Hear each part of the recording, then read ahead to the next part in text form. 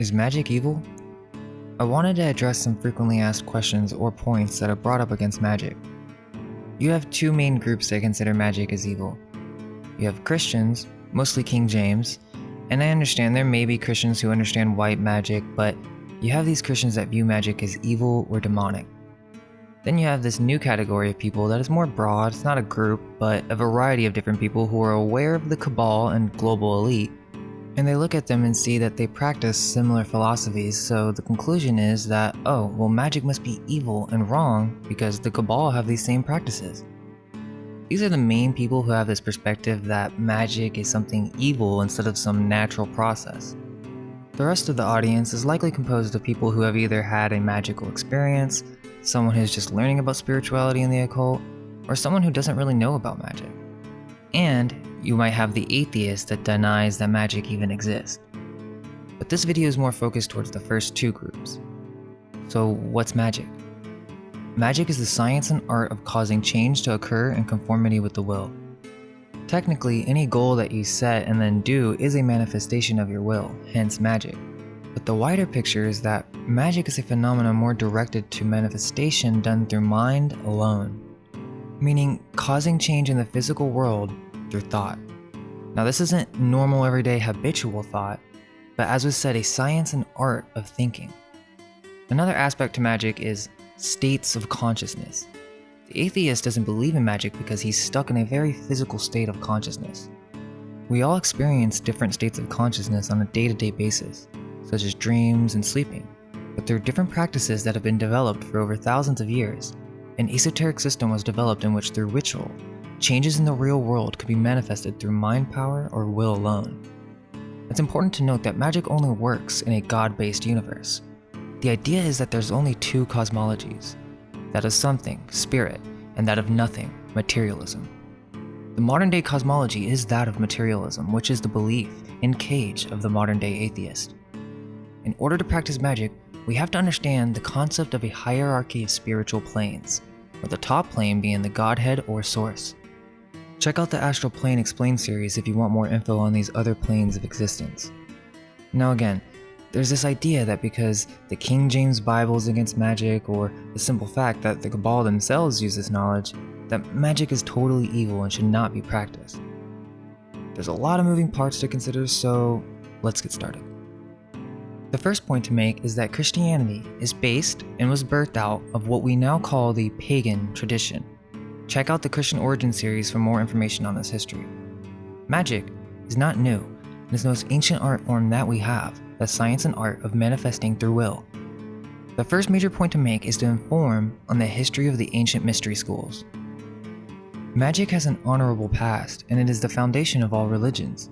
It was the philosophy of nobility, and the most advanced thinkers of our ancient past practiced this ancient science and art. It's difficult to summarize, but let's do a quick overview of how the tradition of magic came to be. Now remember, we are in the cosmology of something, or spiritual planes, so this isn't the history that we're taught in school, such as floating rocks in space and evolution. In the cosmology of spiritual planes, we have slowly de-evolved from our original God state into the current physical state we are currently experiencing. The reflection and the creation of base attributes of being, the zodiac, the planetary sephiroths that are the archetypal forces of our universe, slowly started to mix and flow. You could say their energies trickled down to the lower planes and created the vast variety of different thoughts and ideas. These thoughts then formed into concrete identities. As these identities begin to take life of their own, you begin to see the creation of concrete forms. Fluidity begins to halt as spiritual forces stop shapeshifting in an everlasting cyclic process and begin to create concrete forms with boundaries. This is the moment where you can start separating subject from object. This is the creation of the astral realm. For many aeons, we were beings on this astral realm, and you could say we were very primitive and pagan in our magical ways. There was evil, and there was good, but a philosophical system of spirituality had not been developed yet. This was still a very chaotic period in our magical history. Then came the creation of the material universe. Now, this is a controversial subject, as the Gnostics do say that we were trapped in the material realm and all this other stuff, but to quickly comment on that, I think Gnosticism and nihilism got mixed up along the way and created this very negative spiritual outlook on magic. These archons or beings are actually within us. They cannot trap us. They are our chakras. They are the planetary archetypal forces that first began inside of you. They are simply different attributes of yourself, or of your God self. I suspect that Gnosticism came after the Church of Ayesa, so that's the next big point to make. Many of us are aware of Atlantis. Atlantis was a civilization that was semi-physical, semi-astral. You might as well say that they were on the astral plane because they were a nation of magicians with magical technology. After the destruction of Atlantis came the Church of Ayesa, where we begin to see the beginning of pagan philosophies from Atlantis be turned into the first world religion. Now, Atlantis wasn't necessarily pagan, but their system of astrotheology and magic did not yet have philosophical virtues. That's what brought down Atlantis. It's that there were many evil magicians who had taken advantage of the Golden Age. Not everybody who used magic was evil, but the power became unbalanced, and so the next cycle began.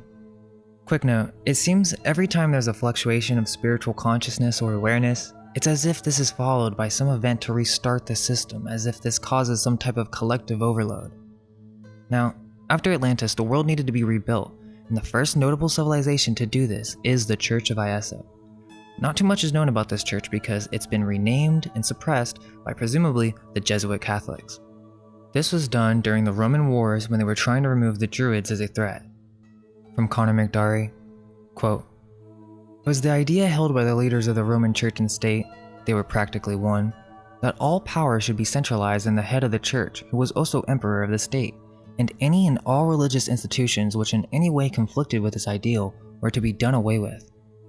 For this reason, the mystery cults were suppressed and initiation into the ancient or esoteric mysteries were forbidden, so that no religious establishment, worship, or practice would exist which would draw and hold men to it other than the Roman State Church. And besides, as the study and preparation necessary for those who were selected for initiation into the higher mysteries was such as to develop a highly philosophic and spiritual state of mind, such study and preparation did not comport with the object which the church rulers had in view. Such minds would not yield adherence to a mere political and idolatrous church whose doctrines were, in the main, intended for the uninstructed multitude. Such minds could not be dominated by a political or mercenary priesthood. They were enlightened men and they stood in the way of the church project. Therefore, the institutions which produced such men were to be suppressed." Quote, "The Great Pyramid and the group of which it is premier, together with the temples of the Nile Valley, are the most convincing witnesses and testimonials, offering no chance for contradiction or uncertainty as to the accomplishments and genius of the Irish, or, as it is called in history, the Aryan race." Quote, "In their great missionary pilgrimage, they circled the globe in order to give religion and knowledge of God to the different races of mankind. They also established priesthoods and gave alphabets to the races who were unenlightened in such matters up to this time." Let's just stop there for a second. We're about to connect that with Tartaria and the Church of Ayesa and how they traveled across the world and established this first global civilization after the flood.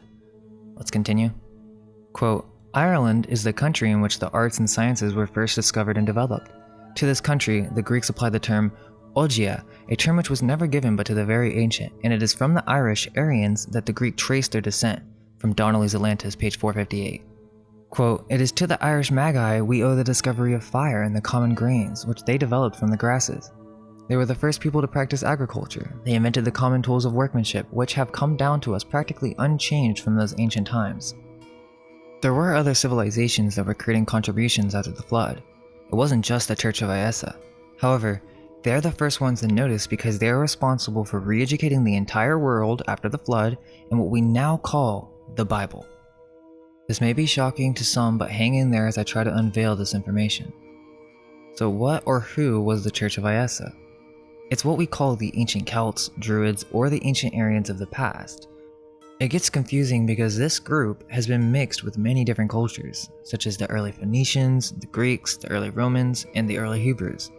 They erased them by dividing them up into different cultures and names, but they could only change it so much. There's still evidence of this Celtic connection etymologically. Now, historians will tell you that this group came from the east, from Mongolia, but this is to cover the history of Atlantis. There was a migration from west to east after the flood. One of the clues are the many maps that show the vast amount of architecture and cities all over the area that we now call Tartaria. In Tartaria Explained Part 1, we talked about how Tartar is Gaelic and it means thief, but it also means confusion. Maybe they were given that name on purpose? And this is the best part. In this old Gaelic etymological book, it says the word Tartar is often accounted for by the story of an Irish soldier who in some eastern battle called out that he had caught a Tartar. Eastern battle? Could this be the massive architectures and civilizations that we see in the east in these old maps? After Atlantis, a group of survivors landed in Ireland. At this time, the Black Fomorians were inhabiting Ireland. I have more info on this on the Secret Black History videos. There was a big war, and this is repeated in the legends of the Tuatha Dé Danann and others.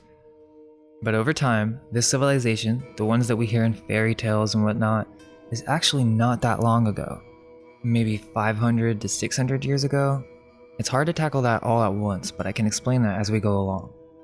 Now this group, as soon as they succeeded, colonized Ireland, Britain, and Spain, and began to move to the east. In the past, these lands were all owned by the ancient Druids, and at one point, these land masses used to actually be merged together, but that's another story. The Druids went all the way to Russia and China and created a global empire. This culture at this point was no longer Irish or Celtic. This is now a global civilization, and we're at the 400, 300 year ago point now. Many different sects and cultures were developed from this church, creating the variety that we see today. When we present Tartaria, because I get people commenting all the time saying Tartarians are a very specific culture, well, we're not necessarily talking about that. We're talking about the white giant remains that can be found all around the world, similar myths and cultures that talk about red-haired giants that came and brought advanced civilization with them. Even the native Indians in America have legends about giants who possess electrical technology 300 to 500 years ago. So then why say Tartaria? It's really about semantics. We're talking about the last global civilization, the ones responsible for all the similarity in architectures around the world, the ones who passed spirituality and religion after the fall of Atlantis into the New World, and they had cities and architectures in South, North America, Cambodia, China, Turkey, Iran, and it goes on and on. That's why you see the blue eyes in many of these cultures around the world, including similar dances and cultural references. They're just slightly varied based on the location. And don't get me wrong, some cultures are drastically different, but how can you explain the coincidence of similar archetypal and religious themes from around the world? There was one system. This is what we refer to as Tartaria, an advanced global civilization that was erased from history in the past 500 years basically. It has nothing to do with the Tartars specifically. I've mentioned this in other videos. Now let's get into what were the mystery schools. There are two factors. You have the mystery schools after the Church of Ayesa was destroyed and taken over by the Jesuit Church, and they created these mystery schools sort of as a refuge for occultists in developing these abilities in secret. Okay, then you have the mystery schools that were during the Church of Ayesa. Now remember, the Church of Ayesa is not modern day Christianity, but it is its foundation. They didn't see magic as evil, but as a tool for spiritual enlightenment. I'm sure they had regulations for people who had any intention to use magic for evil. Which brings me to my next point, which is the concept of witches, Satan, and magic specifically being associated with evil came from the Jesuit Church themselves, or the Cabal. They purposefully created this view on magic in order to confuse us from our own power that lies within. And I'm sure there's many of you right now that are still denying the existence of an earlier Bible or the Church of Ayesa, but let's take a look at some of the forgeries created by the church and the inconsistencies that are pushed in the modern day. Now, this is pretty lengthy, a lot to cover just for one single video or even a single book. Quote, "As I have shown by citations that forgeries were committed, I shall prove by explanations that our Bible is an Irish book of pre-Roman times and an out-and-out theft without acknowledgement from the Irish Church of Ayesa. Any competent person who knows the Irish language cannot fail to recognize it." Quote, "Our present version of the Bible then is an authorized adaptation from the original Irish scriptures with alterations and additions made from time to time by Roman and British churchmen in secrecy as they deemed it necessary and advisable to do so." Quote, "The following agreement in the writings under the names of Matthew, Mark, and Luke regarding the impression made upon the people by the teachings of Jesus is an example which shows plainly the work of forging priests.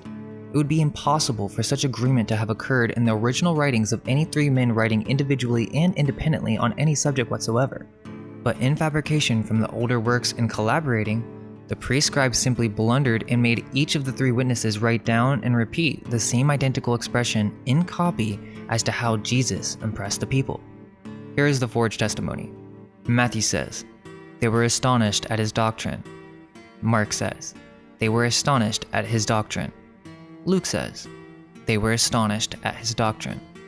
Quote, "Many authors and critics have commented upon and pointed out the inaccuracies and inconsistencies of the scriptures, and many of them have stated their firm belief that they were copied from older books. But none of them could obtain a clue beyond a surmise which was far from the truth, and none of them was able to produce the real facts which was necessary to convince." Quote, "They found so many flaws in it, which the jugglers did not cover up, that it kept the question open until the solution was found. The true source has escaped discovery until now. At least, it has never been disclosed to the knowledge of mankind as a whole. The Irish scriptures were altered and adapted to the scheme of the church in order to make the fable of Iessa a historical and geographical fact. Names from the scriptures were given to the places in Syria during its occupation by the Crusaders to bear this out. It also suited the purpose of British statecraft to obscure and suppress all evidence of the greatness and culture of the Irish nation, than whom no people in the world's history have reached greater heights both spiritually and intellectually, nor have suffered greater injustice at the hands of priestly impostors or political oppressors." Quote, "The men who were engaged in executing this literary fraud committed as well as the audacious crime of completely effacing all evidence of credit due to the Irish nation for the most brilliant and glorious service to civilization and human enlightenment. It almost passes belief that a fraud so stupendous could escape so long without discovery. But when we consider the thoroughness and extent to which the plot was carried out, and the magnitude of the forces which were employed in the work, it's not so much to be wondered at. Forces such as the Roman Empire, with its world power, then the Roman Catholic Church, and the British Kingdom, with propaganda systemically spread abroad in order to create a false impression of everything pertaining to the past history of Ireland and her people. These are the forces which have perpetrated and profited by this great fraud. The deception is still continued, and the secret jealously guarded by both the Roman Church and Britain from the world at large, but more particularly from the Irish people who have suffered so much from those two adverse forces. The men who executed this plot were acting jointly in the interest of both Rome and Britain. Even to this day, the British government does not encourage, even if it will allow, excavations or investigations to be made about the Hill of Tara in Ireland." Let's just stop there for a second. There's a lot to read, but he gives a couple more examples of the usage of Irish symbols being used in the Bible. I'll try to add a couple more. Quote, "I'll give 2 citations here, with more to follow, to show that the names of many of the characters in the Bible are plainly Irish, and it is because of this fact that the Irish Roman Catholic priest would not allow the Irish Catholics to read the Bible. They were told not to read it, that it was not a sufficient rule of faith. The real reason was that some of the Irish people might recognize the Irish names in a Jewish Bible and ask questions that it would embarrass them to answer satisfactorily. Nevertheless, it is a very astonishing thing that now appears so clearly fraudulent could have escaped detection for so long a time. It will therefore be a surprise to Bible readers of today, who have had no suspicion of this deception, to be told that it was through the medium of the Irish language that the true key would be found for the solution of the mystery of the origin of the Bible. The proof of this fact is here given for all mankind to see and know." Quote, "The first of the 2 citations to be given in this chapter is from the book of John, chapter 3, 23rd verse. Quote, "And John was baptizing in Aenon near to Salem, because there was much water there, and they came and were baptized." In the latest revision of the Bible, the doctors have altered the word of Aenon and have made it Enon. In the older version, it is Aenon. This is a compound of 2 Irish words. Ain, meaning a circle of the sun, a year, and On, also a name of the sun. The complete word itself means the sun. The word On also signifies cause, reason, swiftness, fierceness, eagerness, excellent, noble, good, and also wolf dog. These are qualities and attributes associated with and applied to the solar sun. And to the sun god by the Aryan or Irish priest of Iessa, their theology was based on the idea that the supreme deity never had nor has a name. He is only known by attributes, as the good or God, holy most high, etc., and as the solar sun in the center of light. And his great representative, or sun, in our system, the sun god, is named after the qualities and attributes of some idea such as the horseman or charioteer, the strong one, or Samson, or the fierce one, Hams, the heavenly wolf, who is eager, swift, and fierce. The Irish, during their sojourn in Egypt, gave the name of On to one of their cities in the Nile. The city of On, the city of the sun, was afterwards called Heliopolis by the Greeks and Romans, or actually the Phoenicians. Salem is a Hebrew word, but the basis of it is in the Irish word solas, light, as Hebrew is a jargon of the Irish. It follows more or less closely the root it is taken from, as will be seen, so Salem means the city of God or light. Let's continue. Quote, "The meaning of this myth is that John, Ain, the sun, was baptizing in Aenon, the city of the sun, near to Salem, the city of God, in the realm of light, the celestial kingdom. Where else could such a being as the pure and perfected man be said to dwell? In this myth, John, Ain, Aeon, or Ein, three forms of the word and all pronounced Ein, represents the redeemed and glorified man at the highest stage of spiritual attainment, next to the messianic state, so that in his succeeding life or incarnation here again on earth, he will be the Messiah. In the Irish mythic narrative of the Bible, we see that after John, the prophet and the holy man, comes the perfected man God, the Messiah, Iesa, Jesus." Quote, "This is an example of the esoteric truth and wisdom which lies hidden beneath the veil of the scriptural allegory as formulated by those inspired Irish adepts, and though they have been denied the credit of authorship through a thieves' compact of silence, their wisdom and their works still exist in both the Bible and the Great Pyramid of Iesa." Like I said, there's definitely more to go over, but this is a pretty big claim to cover in a single video. There's a lot to look at. But most of the confusion lies in that when the Jesuits took over the church, they added 1,000 years to our history, renamed many ancient historians, forged manuscripts, and changed the dating of everything to give this illusion that Rome was in power for 1,000 years longer than it really was.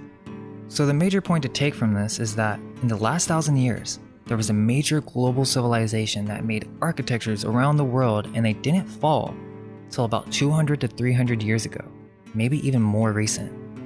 A second cataclysm happened, not the flood, but something that caused this civilization to be destroyed. Then, the Jesuit Catholic Church came in, took this knowledge, rewrote history, converted the system to their own system, and left out any ability for someone to gain this power through their own accord. They must reach God through the church. It wasn't like this in the Church of Iesa. Okay, so now we move on to King James. So supposedly he had a vision or whatever and was destined to create this English translation. This is still the same Jesuit system, but converted into a more Shakespearean presentation.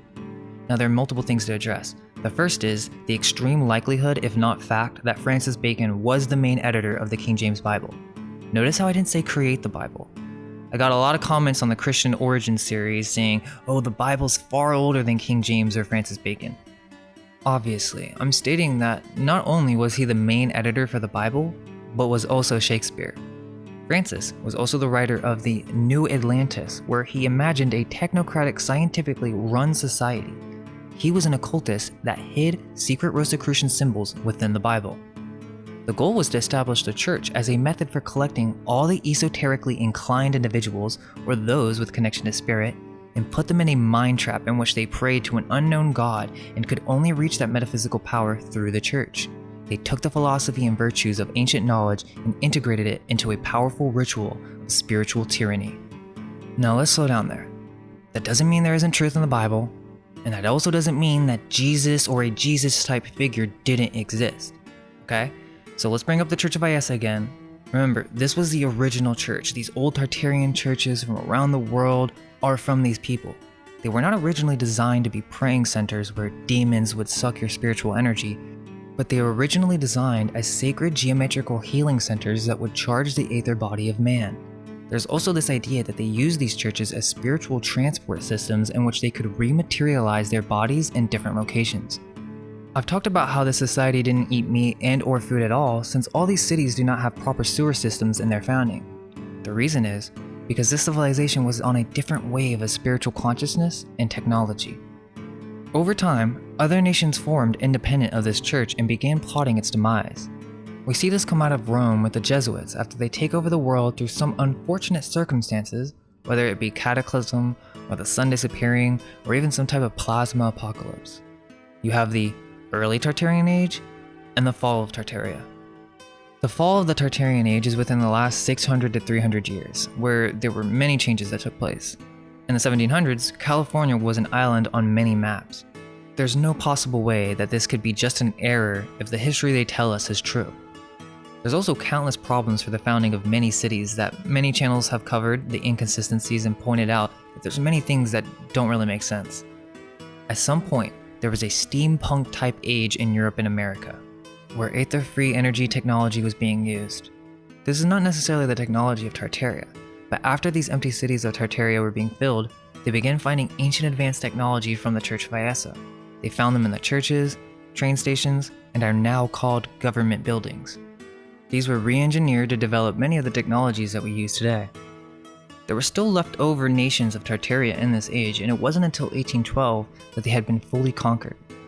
Now, early Tartaria is within the last 1,000 years. This is at its prime. We hear about this in many of the myths around the world, where teachers came and taught the arts and sciences and fundamentals of civilization. They established their spiritual priesthood around the world. And look, I'm not really one of those zeitgeist guys, that brings up astrotheology and just says, Jesus never existed. I think he could have possibly been a druid. But this is ultimately the story of a spiritual helper who existed during this time of cataclysm to come and help others who were unaware of their spiritual power from within. Fomenko, which if you haven't heard of his work, suggests a completely different chronology than our modern timeline. He suggests that the dates for the Old Testament are actually of a much more recent time, and it is the New Testament that is actually of a more ancient origin. Maybe it's possible that Francis Bacon and other Jesuit occultists of the New World decided to create the Bible in such a cryptic and spiritually influencing spell that would ban humans from using magic or pursuing spiritual enlightenment for themselves. Maybe they thought that this was the best way to protect humanity from another cataclysm. As I mentioned with Francis Bacon's book, The New Atlantis, they wanted to create a scientifically run society or tyranny that will be the new Atlantis. It won't fall and fail like the last one. Was that the goal? Well, how would they accomplish that? Well, they would just completely remove magic from the picture.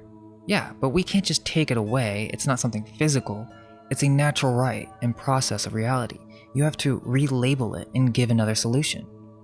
The solution was, all you have to do is believe in Jesus and you will be spiritually saved. Don't go through the work and training of mind that is required to go through such an ancient, sacred tradition of understanding and knowing God. All you need is this physical book and Jesus, and you will have everything you need. For many, that's true. And there's no intention to take that away from you.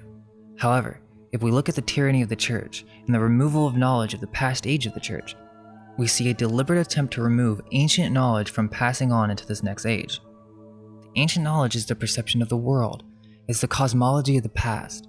They needed to remove this concept that God is actually within man. This is the foundation for how the original church had practiced their philosophy, and it was not seen as blasphemous at all. Many advanced intellectual minds were created from this ancient philosophy of spiritual planes, and faculties resulted from their practice. Modern examples of magic include Satanism, which has nothing to do with the ancient tradition. They just have radicalized a compressed and oversimplified version of magic for evil and sometimes simply for cultural influence. New Ageism is the wokeness in spirituality. Things like the secret law of attraction or these cringy occult stores that are trying to sell spirituality to you. They have made occult knowledge look like a joke in the modern day. Then you have these elite cabal Luciferians, if you want to call them that, or who are taking part in magic. So, is magic evil? No. First off, if it wasn't for many of these individuals, I'm not sure we would know anything about the occult. Sure, I think many of these individuals partook in spreading propaganda to a degree, but let's just take Manly P. Hall for example. Now, there are some weird things about his story for sure, and he was a high-ranking Freemason or whatever, but that by no means takes away the knowledge presented in his works. You can call him evil, you can say he's elite, but until you actually read his works, you'll find it's just not the case. Magic is not only the ability to make change in the real world through different practices and the implications that follow, such as the cosmology of mind over matter, but it's the foundation for spiritual practice and enlightenment. We shouldn't avoid it simply because we see different elite figures who want to use it for control. If anything, it might be the only way to escape tyranny is to reclaim our natural-born magical powers and consciousness. Magic is a tool. You use it on a daily basis. If you're a Christian, You do it unconsciously. Praying is a form of magic. You're wishing for something to happen through a ritual of asking God in some form of repetitive mantra.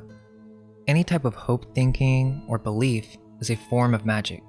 Speaking in tongues, baptism, candle lighting, the Eucharist, bell ringings are just some examples of Christian magic. Magic also includes the realm of natural magic, sprites, nature forces, fairies, as above, so below. These are natural foundations for the way our reality works. You can't just take that away, and you can't just claim it's evil. So, why would you want to do magic? Well, if you're asking that, you must mean consciously, as it's a part of the way this realm works, and it's a natural process within our consciousness. Why would you want to do conscious magic? To develop faculties for more inner awareness, spiritual astral journeys during dreaming, intuition, guidance, knowledge, and/or developing the self and influencing creativity. It is the influence of the genius. Hopefully soon we can change our perspective on magic to preserve it for generations to come. Assist in this process by liking, subscribing, maybe even tell a friend. And all we can hope is that our minds may be unveiled. Let go of everything you think to be true. Relax the mind and ask the question, do I truly understand what this reality is?